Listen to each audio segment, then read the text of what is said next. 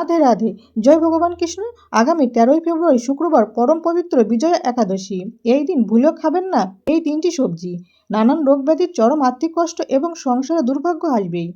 ভগবান কৃষ্ণ স্কন্দ পুরাণে ফাল্গুন মাসের কৃষ্ণপক্ষের বিজয়া একাদশীর মাহাত্ম্য বর্ণনা করেছেন। এই একাদশী ব্রত পালন করলে সমস্ত কাজে জয়লাভ হয়।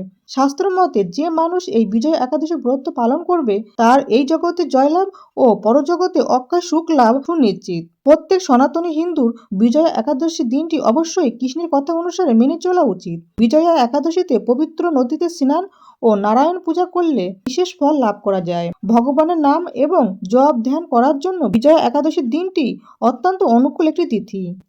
বিজয়া একাদশীতে বিভিন্ন ধরনের পুজো এবং জ্যোতিষ ও তন্ত্র মতে নানান ক্রিয়া করা হয়। জ্যোতিষশাস্ত্রের মতেও গ্রহদোষের প্রতিকার এবং দান করার জন্য বিজয়া একাদশীর দিনটি বিশেষভাবে গুরুত্বপূর্ণ। নমস্কার বন্ধুরা, আজকে নতুন পর্বে আপনাদের সকলকে জানাই আন্তরিক শুভেচ্ছা ও স্বাগত। আজ আমরা জানবো স্বয়ং ভগবান কৃষ্ণের বলা বিজয়া একাদশীর দিন কোন কোন তিনটি সবজি খাওয়া উচিত নয়। এই দিন যে সবজিগুলি খেলে জীবনে ঘনিয়ে আসতে পারে চরম দারিদ্রতা, পরিবারের সদস্যদের লেগে থাকবে নানান রোগ ব্যাধি, ঘরে এবং বাইরে কথায় কথায় সৃষ্টি হবে অশান্তি। আপনি কোনো ভালো কাজ করতে চাইলেও লোকে সেটাকে খারাপভাবে নেবে, কাজে কর্মে বাধা আসবে, সংসারে নেমে আসবে চরম বিপর্যয় ও দুর্ভাগ্য। আপনি বিজয়া একাদশীর ব্রত পালন করুন অথবা না করুন, কিন্তু এই দিন অবশ্যই হিন্দু শাস্ত্র অনুসারে নিষিদ্ধ খাবারগুলি এড়িয়ে চলুন। তাহলেই গ্রহদোষ ও বাস্তুদোষ দূর হবে এবং আপনি ও আপনার পরিবার সুস্থ থাকবেন, সুরক্ষিত থাকবেন। বন্ধুরা, পঞ্জিকা অনুসারে উদিয়া তিথি অনুযায়ী বিজয়া একাদশী ব্রত পালন হবে ইংরেজি 13ই ফেব্রুয়ারি 2026 শুক্রবার, বাংলার 30শে মাঘ 1432 বঙ্গাব্দ শুক্রবার পক্ষ কৃষ্ণপক্ষ। বিজয়া একাদশীর অধিষ্ঠাত্রী দেবতা হলেন গোবিন্দ। একাদশী তিথি শুরু হবে ইংরেজি 12ই ফেব্রুয়ারি 2026 বৃহস্পতিবার, বাংলার 29শে মাঘ 1432 বঙ্গাব্দ বৃহস্পতিবার দুপুর 12:22 থেকে এবং একাদশী তিথি সমাপ্ত হবে ইংরেজি 13ই ফেব্রুয়ারি 2026 শুক্রবার, বাংলার 30শে মাঘ 1432 বঙ্গাব্দ শুক্রবার দুপুর 2:25। ইসকন স্মার্ত গোস্বামী নিম্বাক মতে বিজয়া একাদশী পালিত হবে ইংরেজি 13ই ফেব্রুয়ারি 2026 শুক্রবার, বাংলার 30শে মাঘ 1432 বঙ্গাব্দ শুক্রবার। ইসকন মতে বিজয়া একাদশী পালনের সময় হবে ইংরেজি 14ই ফেব্রুয়ারি 2026 শনিবার, বাংলার 1লা ফাল্গুন 1432 বঙ্গাব্দ শনিবার সকাল 10:19 মধ্যে। স্মার্ত গোস্বামী নিম্বাক মতে বিজয়া একাদশী পালনের সময় হবে ইংরেজি 14ই ফেব্রুয়ারি 2026 শনিবার, বাংলার 1লা ফাল্গুন 1432 বঙ্গাব্দ শনিবার সূর্যোদয় থেকে সকাল 10:29 মধ্যে। বন্ধুরা, বিজয়া একাদশীর দিন ভগবান কৃষ্ণ, লক্ষ্মী নারায়ণ এবং ভগবান রামের পূজা করলে তা বিশেষ আশীর্বাদ নিয়ে আসে বলে মনে করা হয়। এই বিশেষ শুভ দিনে গঙ্গা বা যে কোনো পবিত্র নদীতে স্নান করলে পুণ্য লাভ ও আধ্যাত্মিক আশীর্বাদ নিয়ে আসে বলে বিশ্বাস করা হয়। পুরাণ অনুসারে সীতা হরণের পর রাবণের বিরুদ্ধে যুদ্ধের জন্য সুগ্রীবের সেনার সঙ্গে লঙ্কার দিকে প্রস্থান করেন রামচন্দ্র, কিন্তু লঙ্কা পৌঁছানোর আগে বিশাল সমুদ্র তাদের পথ আটকে দেয়। রামচন্দ্র লক্ষ্মণের কাছ থেকে সমুদ্র পার করার উপায় জানতে চাইলে লক্ষ্মণ বলেন, প্রভু আপনি তো সর্বজ্ঞ, তবে তা সত্ত্বেও জানতে চাইলে আমার কাছেও এর কোনো উপায় নেই। কিন্তু এখান থেকে কিছু দূরে বকদলব্য মুনির আশ্রম রয়েছে, তার কাছে এর কোনো না কোনো উপায় নিশ্চয়ই পাবেন। এরপর বকদলব্য মুনির কাছে পৌঁছান ভগবান রামচন্দ্র। সমস্যা শোনার পর ঋষি তাকে ফাল্গুন মাসের কৃষ্ণপক্ষের একাদশী তিথিতে সমস্ত সেনাসহ উপবাস পালনের কথা বলেন এই ব্রতের প্রভাবে সমুদ্র পার করতে সফল হবেন তারা এবং লঙ্কা বিজয়ও সম্ভব হবে। এই বিজয়া একাদশী ব্রত পালন করার পরেই রাম সেতু নির্মাণ করে লঙ্কা বিজয় করেন ভগবান রামচন্দ্র। বন্ধুরা, বিজয়া একাদশীর দিনে নিষিদ্ধ সবজিগুলির মধ্যে প্রথমে যেটির কথা বলবো সেটি হলো পুঁইশাক। শাস্ত্রে বলা হয়েছে পুঁইশাক খেলে শরীরে তামসিক গুণ বৃদ্ধি পায়। প্রত্যেক ব্যক্তির মধ্যেই সাত্ত্বিক, রাজসিক, তামসিক গুণ বর্তমান থাকে। যে কোনো পূজা অর্চনা এবং যে কোনো শুভ কাজ মানুষ করে সেটা তার সাত্ত্বিক গুণের জোরে।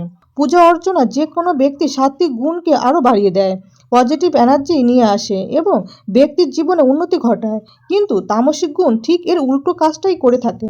তাই খাদ্যগুণে ভরা পুঁইশাকে ভিটামিন ও মিনারেল সমৃদ্ধির একটি শাক এবং পুঁইশাক খেতে সুস্বাদু হলেও শাস্ত্রে বলা হয়েছে এটি একটি তামসিক খাবার এবং তা প্রচুর পরিমাণে নেগেটিভ শক্তিকে আকর্ষণ করে। তাই বিজয়া একাদশীর দিন বাড়িতে পুঁইশাক রান্না করবেন না এবং কোনোভাবে তা খাবেনও না।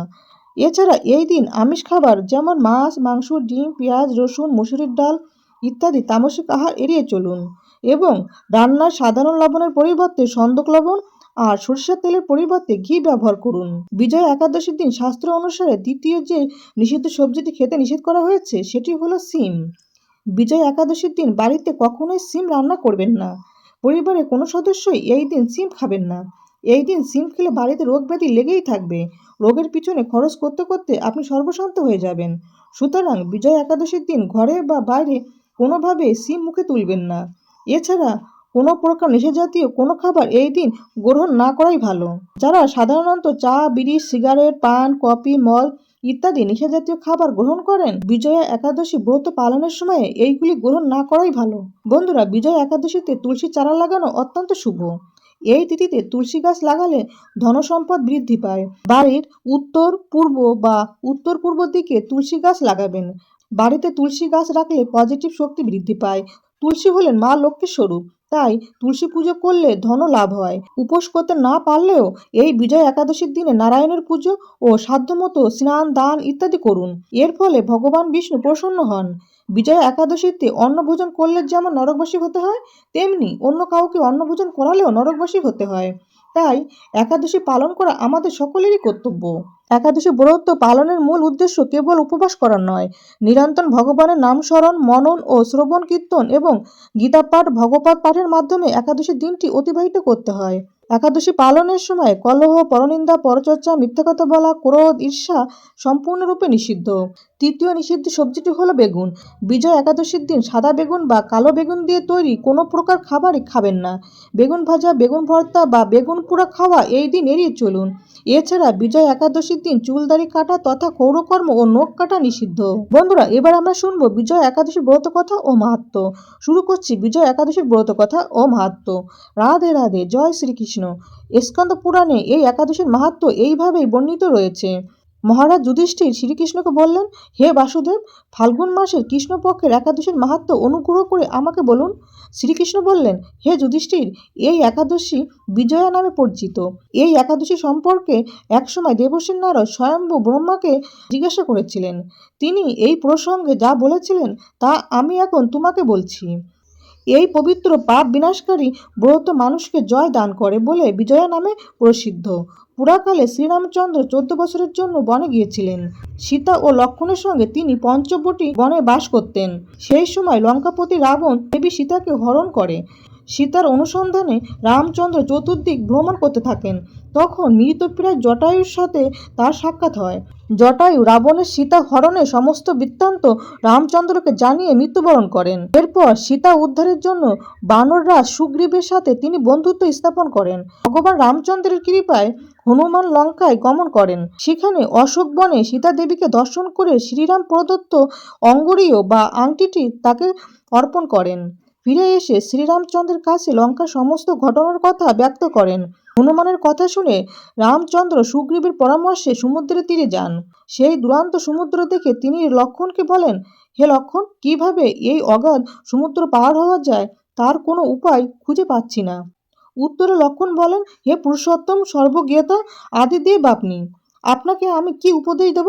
তবে বক্কদলভ্য নামে এক মুনি এই দ্বীপে বাস করেন।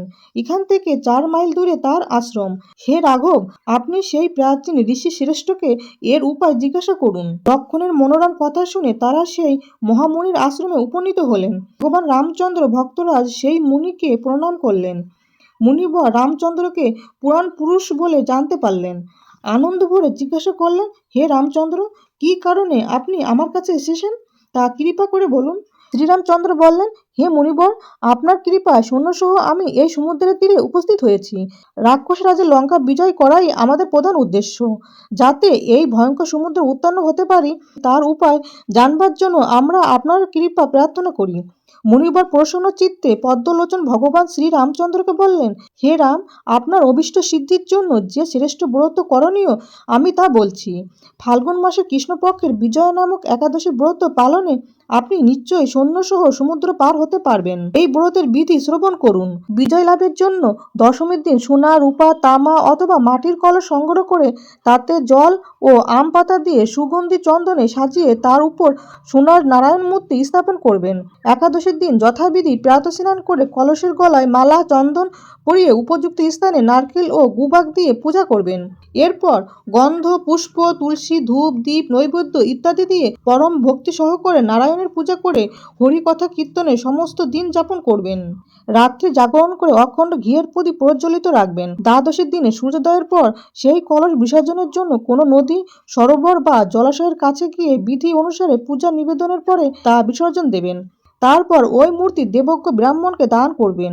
এই ব্রতের প্রভাবে নিশ্চয়ই আপনার বিজয় লাভ হবে। ব্রহ্মা বললেন, হে নারদ, ঋষির কথা মতো ব্রত অনুষ্ঠানের ফলে তিনি বিজয়ী হয়েছিলেন। সীতা প্রাপ্তি, লঙ্কা জয়, রাবণবধের মাধ্যমে শ্রীরামচন্দ্র অতুল কীর্তি লাভ করেছিলেন। তাই যথাবিধি যে মানুষ এই ব্রত পালন করবেন তাদের এ জগতে জয়লাভ এবং পরজগতে অক্ষয় সুখ সুনিশ্চিত জানবে।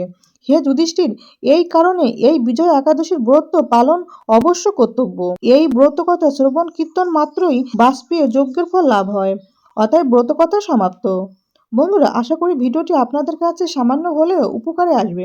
ভগবান কৃষ্ণ ও মা লক্ষ্মীর কৃপায় আপনারা সবাই ভালো থাকুন, সুস্থ থাকুন, এই প্রার্থনা করি। আজকের মতো এখানে সমাপ্তি করলাম। জয় ভগবান কৃষ্ণ, জয় মা লক্ষ্মী। রাধে রাধে।